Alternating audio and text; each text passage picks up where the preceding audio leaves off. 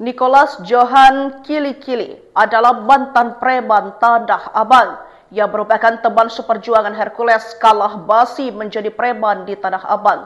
Tak heran jika Nico dianggap sebagai tangan kanan dari sosok pria bernama lengkap Rosario de Marsal tersebut.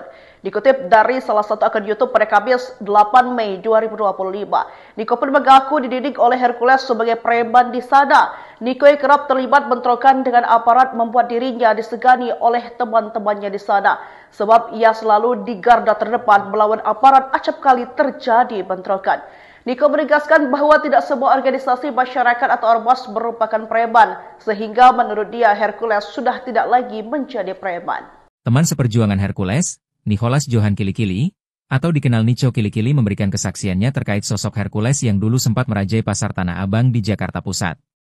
Kala itu, Nico Kili-Kili selalu mendampingi Hercules. Ia dianggap seperti panglima perang yang menjadi tangan kanannya Hercules.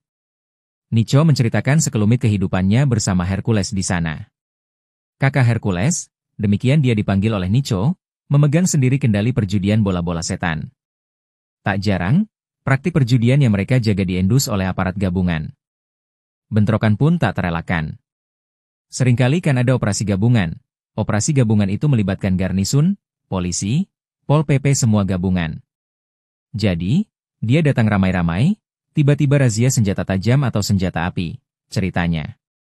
Nico yang kerap terlibat bentrokan dengan aparat membuat dirinya disegani oleh teman-temannya di sana. Sebab, ia selalu di garda terdepan melawan aparat acap kali terjadi bentrokan.